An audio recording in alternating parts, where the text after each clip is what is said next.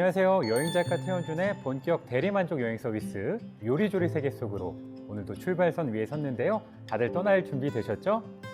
오늘은 지금까지 한 번도 가보지 못했던 대륙으로 한번 떠나볼 텐데요. 우리에게는 TV 속 미지의 세계로 각인된 아프리카 대륙으로 오늘은 떠나보겠습니다. 바로 출발해 보실까요?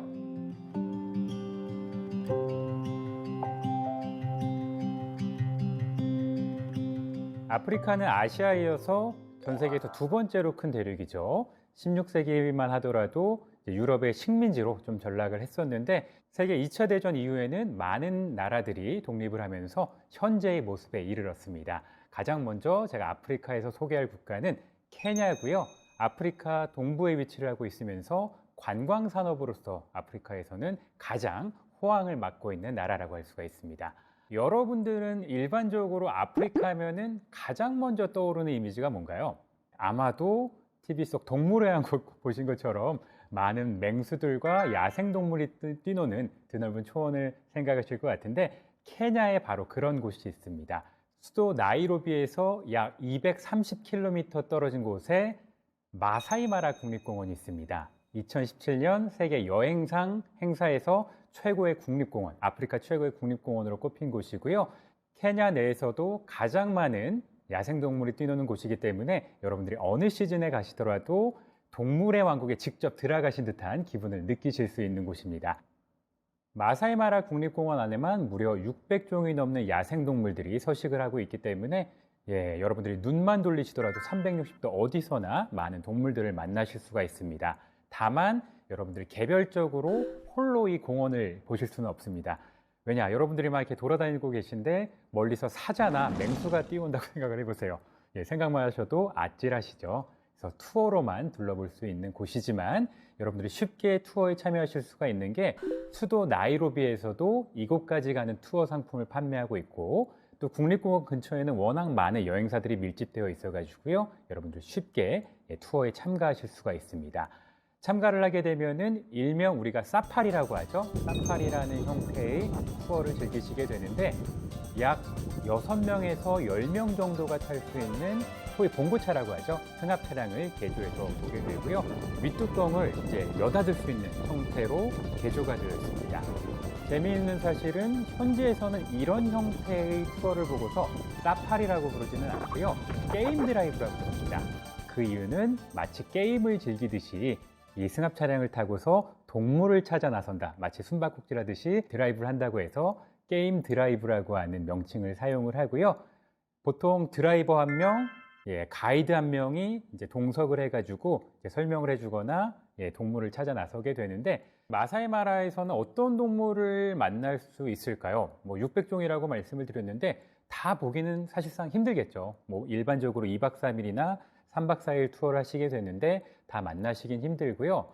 가이드들이 어떤 자기들끼리 어느 정도의 자존심이 있어요. 내 어떤 고객들에게, 내 투어객들에게 다른 건 몰라도 이 동물만은 꼭 보여드려야겠다라고 이제 여겨지는 동물들이 있는데요. 그 동물들을 일컬어서 빅5라고 합니다.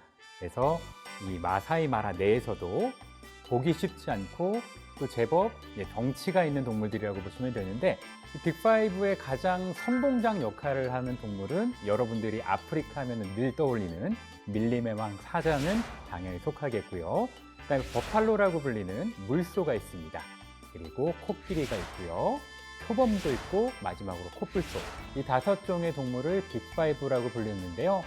이렇게 3박 4일 동안 투어를 즐기시면서 5가지의 동물을 만나시게 되는데 저는 결론부터 말씀드리자면은 결국 코뿔소는 못 봤습니다. 그 정도로 코뿔소는 현재 멸종 위기종이어가지고 만나기 쉽지 않다고 하고요. 저희 팀 가이드에 의하면은 그 5종 동물을 다 만나는 거는 꽤나 어려운 일이기 때문에 만약에 이번 투어를 통해서 내가 빅5를 모두 만났다 하면은 복권을 사도 된다고 하더라고요. 그 정도로 좀 확률이 희박하기 때문에 그렇기 때문에 여러분들이 너무 이 동물들 다 만나봐야겠다 이런 마음가짐보다는 그냥 좀 여유롭게 그 동물 말고도 워낙 많은 동물들이 있으니까 그냥 야생 속에서 동물들과 함께 숨쉰다 그 자체로도 즐거운 기분을 만끽하시면 좋을 것 같아요. 마사이마라 국립공원 자체가 워낙 크기도 합니다. 우리나라로 따진다면은 제주도랑 거의 맞먹는 크기이기 때문에 어딜 가시든지 초식 동물은 되게 보시기가 쉽습니다. 초식 동물들 같은 경우는 이제 사냥을 당하지 않기 위해서 무리로 몰려다니잖아요. 1000마리 단위, 많게는 정말 희귀한 경우이긴 하지만 막 10,000마리 단위로 다니기 때문에 고개만 돌리신다면은 어디든지 초식 동물은 쉽게 눈에 들어옵니다. 제가 기억이 나는 게 저희 팀은 다 이제 한국 분들끼리 이제 투어를 했었는데 처음에 이 국립공원을 들어가자마자 얼룩말 무리를 만난 거예요. 얼룩말이 얼핏 보기에도 한 50마리 이상 됐었거든요. 그러니까 다들 이제 넘어가죠. 말도 안 돼. 우리가 지금 야생에서 얼룩말을 이렇게 많이 볼 수 있다고 했는데 하루 지나니까 어디서나 얼룩말이 보이는 거예요. 그래서 이틀째 되는 날부터는 얼룩말이 딱 나오면은 가이드한테 막 재촉을 했어요. 아, 얼룩말은 이제 됐으니까 딴 거 보러 가자. 이 정도로 이제 초식 동물들이 많이 이제 나오는 편이고요. 그 다음에 뭐 맹수들 같은 경우도 종종 이제 눈에 띕니다. 맹수들은 아주 흔하게 볼 수는 없지만 그래도 늘 사냥을 위해서 초식동물들을 기르기 때문에 초식동물들을 계속 만나게 되면은 자연스럽게 그들의 모습을 보실 수가 있습니다. 저도 당연히 뭐 게임 드라이브 하면서 상당히 많은 동물들을 보고 또 이렇게 촬영을 해왔는데요. 지금 보시는 것처럼 꽤나 가까이서 만나실 수가 있습니다. 한 2m에서 3m 정도 거리에서 보실 수가 있어서 되게 생생해요. 지금 암사자가 막 지나가고 있는데 되게 늠름하죠. 그리고 지금 치타는 참 많은 편인데 치타들은 이렇게 좀 무리를 지어서 그늘로 많이 이동을 해서 쉽니다. 얘네들은 되게 순해서 좀 큰 고양이 같아요. 얘네들도 있고, 그다음에 코끼리도 많이 지나가고 있고요. 그다음에 제가 제일 인상적이었던 또 동물은 제가 파충류를 좀 좋아하는 편이거든요. 아프리카는 뭐 여러분들이 파충류는 많이 없다고 생각하시는데 이렇게 재밌게 생긴 도마뱀들도 있습니다. 마치 태극무늬 같죠? 위에는 빨간색, 아래는 파란색. 이런 도마뱀들도 있고요. 원숭이들도 많이 서식을 하고 있고요.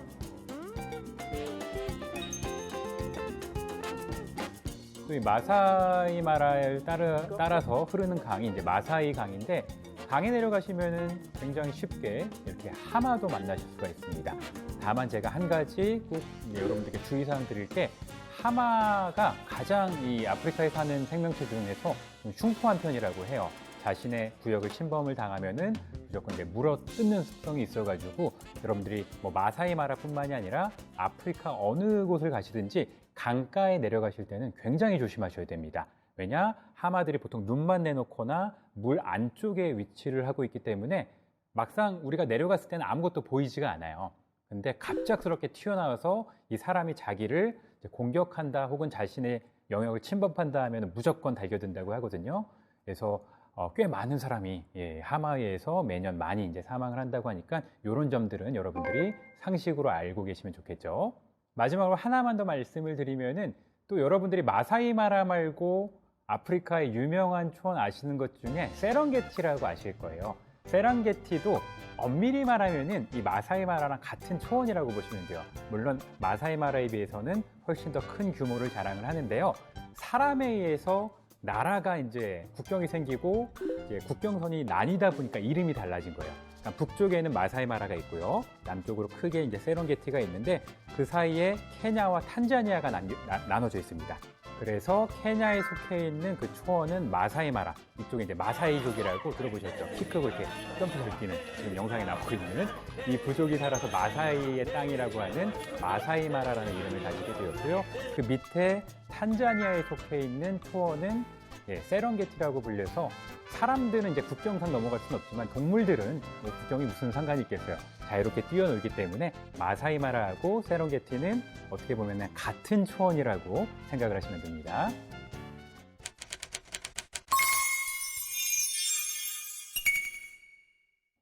첫 번째 요정을 마쳤으니까 늘 그렇듯이 이번에는 또 맛있는 음식을 한번 먹어봐야겠죠. 지금 제 앞에 아프리카 전통 음식이 하나 놓여져 있는데요. 엄밀히 말하면은 제가 지금까지 말씀드렸던 케냐 음식은 아닙니다. 조금 더 북쪽에 위치한 모로코의 전통 음식인 따진이라고 하는 음식인데요. 아프리카 요리는 참 제가 준비를 하면서 어떤 걸 소개해야 될까 굉장히 고민을 많이 했는데 대부분 우리나라에서 이제 구할 수가 없는 것들입니다. 우리나라 이제 아프리카 음식점이 있어서 거기서 이제 공수를 받은 음식인데 따지는 또한 음식의 이름인과 동시에 용기의 이름이기도 해요. 원래 지금 제가 접시에 담아놨는데 따지는 우리나라의 뚝배기랑 거의 비슷한 검은색 용기에 나옵니다. 그리고 원뿔형으로 생긴 뚜껑을 덮어서 요리를 하거든요. 그 안에서 요리를 하다 보면은 자연스럽게 열기가 나면서 뚜껑에 이제 물이 맺히게 되겠죠. 그 물들이 다시 떨어지면서 계속해서 그렇게 순환을 하면서 요리를 하게 되는 거예요. 그럼 맛을 한번 보겠습니다. 지금은 닭고기를 이용했으니까 닭고기 따지는데요. 실제로도 이렇게 빵이랑 같이 먹는 경우가 많아요. 밥보다는.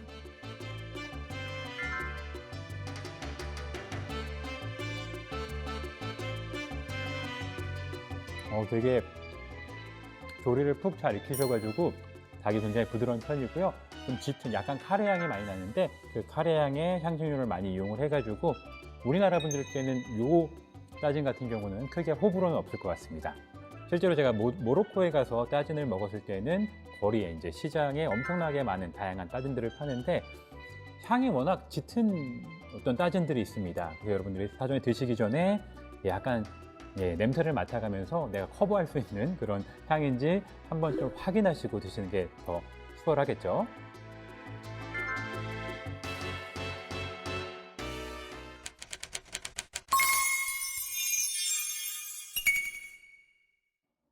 케냐에 이어서 두 번째로 떠나볼 나라는 아마 처음 들어보시는 분도 계실 것 같은데요. 보츠와나라고 하는 나라인데요. 케냐에 비하면 한참 남쪽에 위치한 국가입니다. 아프리카 대륙에서 남쪽의 중앙부에 위치를 하고 있는 나라고요. 면적으로 따진다면 우리나라의 6배 정도 되기 때문에 굉장히 큰 나라인데 인구수가 한 200만 명 정도밖에 안 돼서 인구 밀도가 참 낮은 나라예요. 그 이유는 국토의 대부분이 칼라하리 사막으로 덮여 있기 때문입니다. 그리고 이 칼라하리 사막 북쪽에 아프리카에서 어떻게 보면 가장 극적인 풍경이 펼쳐지는 곳이 있습니다. 오카방고 델타라고 하는 곳이고요. 델타가 삼각주란 뜻이니까 퇴적물이 쌓인 그 삼각주를 뜻하는 곳이에요. 이 오카방고 델타는 이제 이야기하기에 앞서서 오카방고 강이 있습니다. 이 보츠와나 전체를 관통하는 1600km 정도의 긴 강인데요.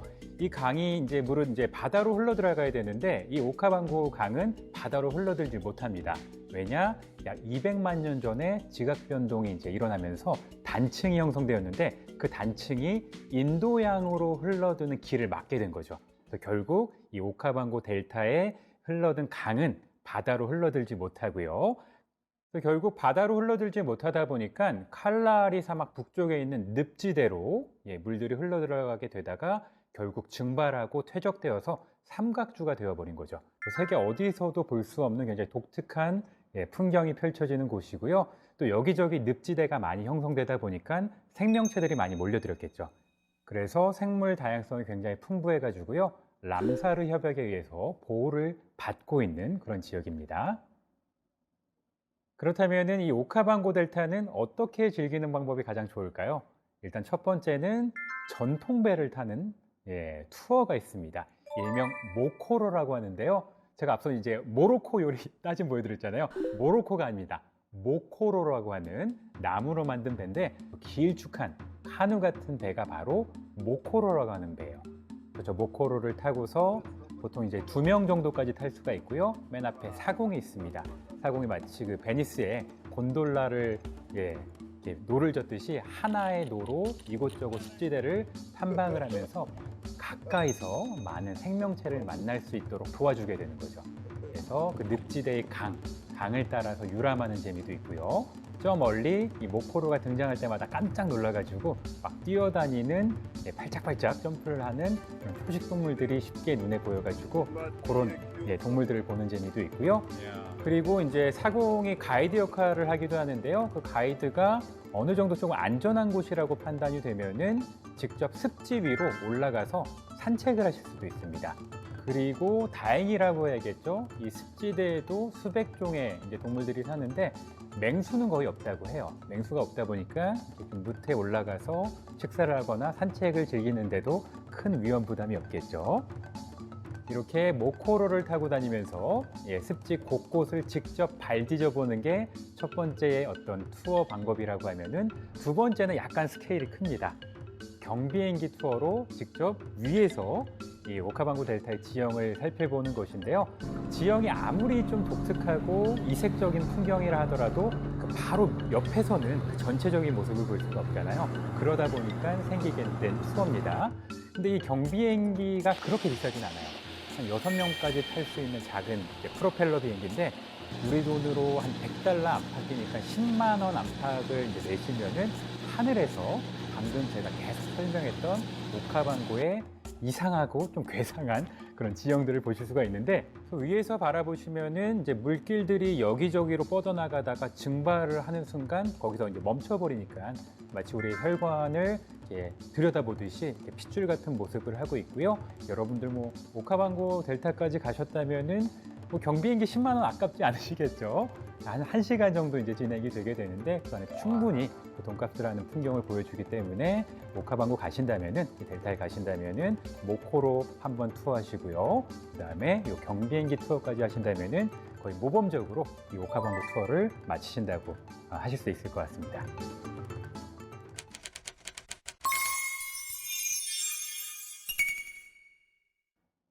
보츠와나에 이어서 그 이웃 국가인 짐바브웨와 잠비아로 한번 넘어가 보겠습니다. 이 두 나라의 국경에 거대한 폭포가 자리 잡고 있는데요. 바로 빅토리아 폭포고요. 미국, 캐나다 사이에 있는 나이아가라 폭포, 그 다음에 브라질과 아르헨티나 사이에 있는 이구아수 폭포와 함께 세계 3대 폭포로 불리는 거대한, 정말 규모가 어마어마하게 큰 폭포입니다.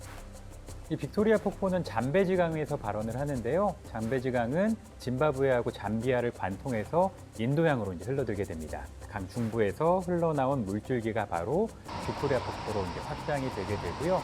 앞서 말씀드렸던 3대 폭포 중에서 규모가 가장 큰 폭포는 이구아수 폭포이긴 한데 길이로 따진다면은 이 빅토리아 폭포가 더 깁니다. 평균적으로 거의 100m 가까운 낙차를 유지하고 있고 가장 낙차가 높은 곳은 108m, 길이가, 폭포의 길이가 108m 정도 되는 거죠. 그래서 여러분이 이 폭포는 어느 쪽에서든 어느 국가에서든 진입을 하실 수가 있습니다.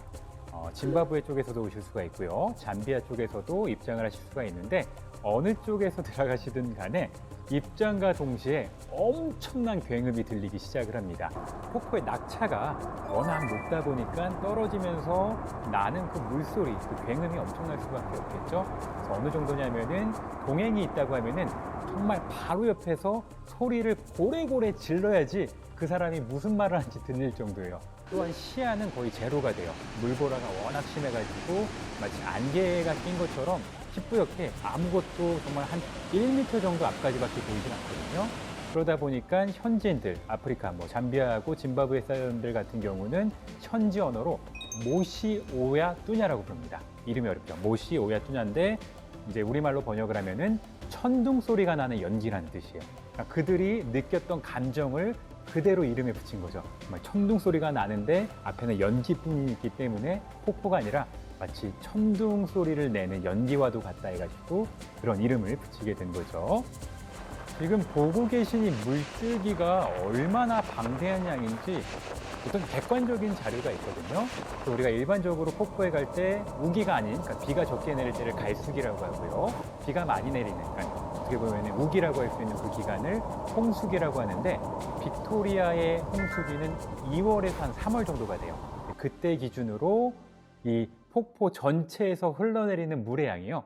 1분당 약 5억 리터라고 합니다. 5억 리터. 감히 상상할 수도 없는 그런 수치가 되겠죠. 그래서 이렇게 많은 양의 물이 동시에 여기저기서 이제 쏟아져 내려오기 때문에 당당히 세계 3대 폭포에 꼽힐 수밖에 없겠죠. 더 놀란 점은 정말 간 큰 분들만 하실 수 있을 것 같은데 저는 결국 할까 말까 망설이다가 못했는데 이 다리에서 뛰어내리는 번지점프 액티비티가 있습니다.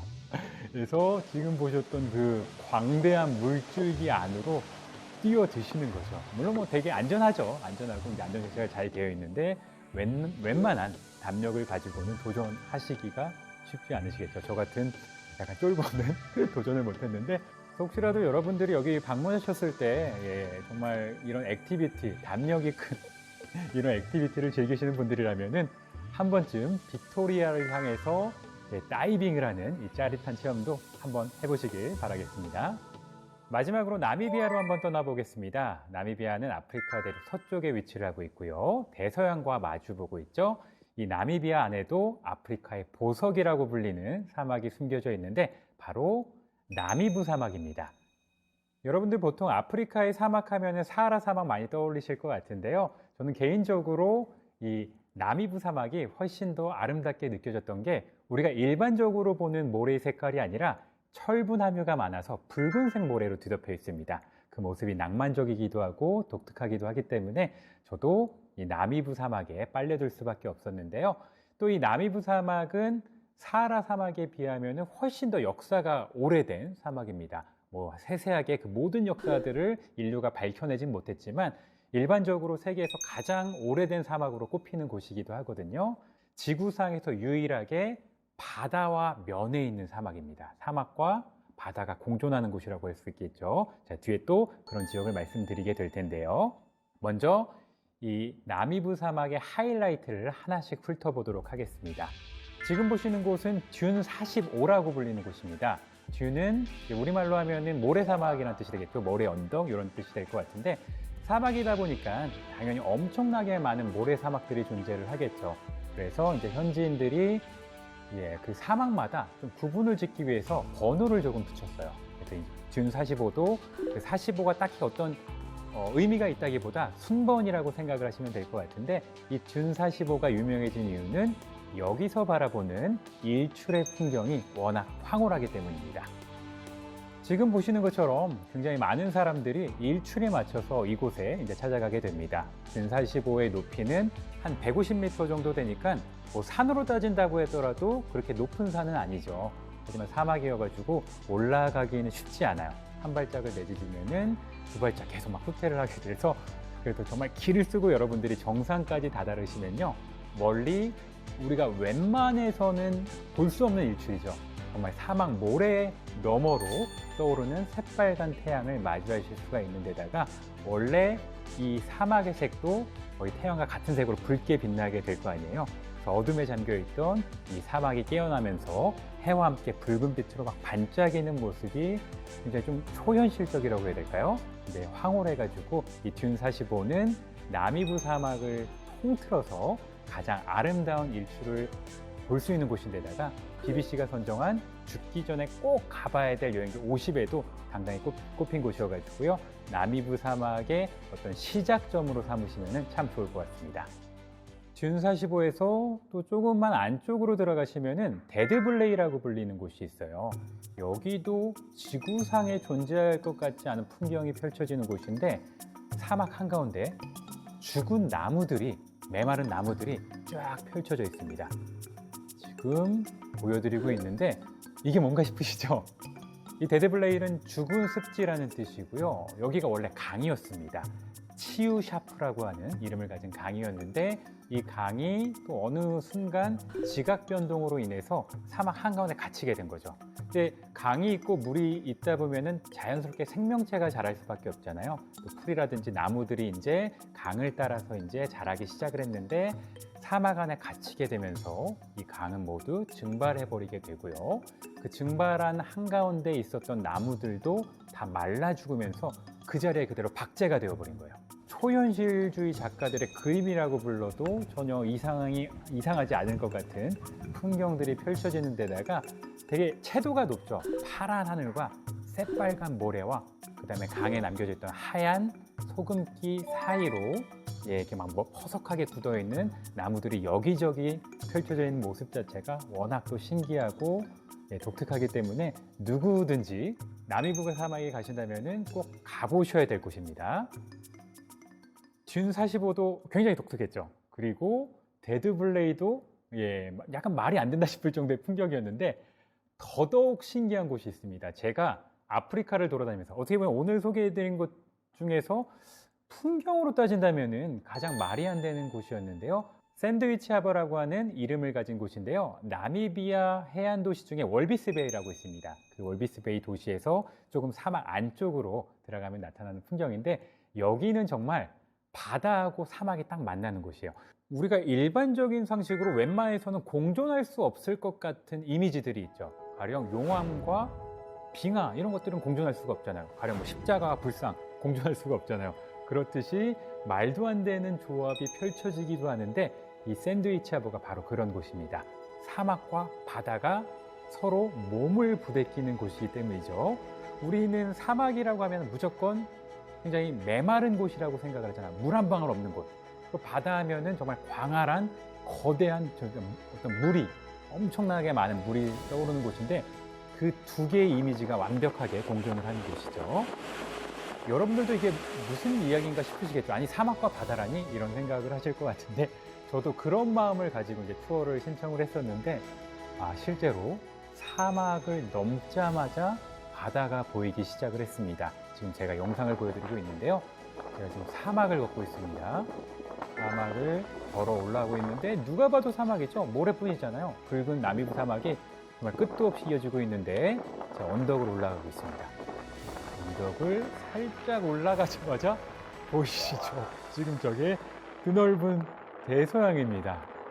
조금 있다가 갈매기도 날아갈 정도거든요.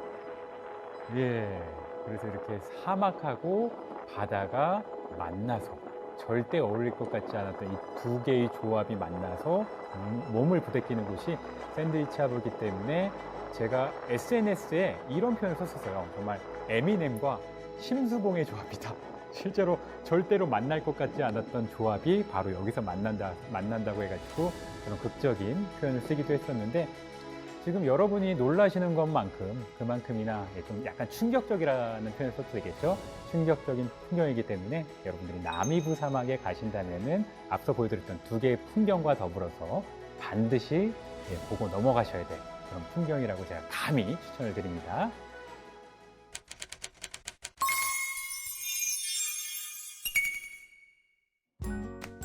오늘은 지구상 마지막 에덴이자 순수의 땅이라고 불리는 아프리카 곳곳을 누벼봤는데요. 재밌게 보셨나요? 어디를 둘러봐도 역대급 아름다움이 느껴지는 아프리카의 광활한 대자연을 보시면서 여러분들도 자유로움과 낭만을 흠뻑 느끼셨길 바라겠습니다. 오늘 여행은 여기까지 하겠습니다. 고맙습니다.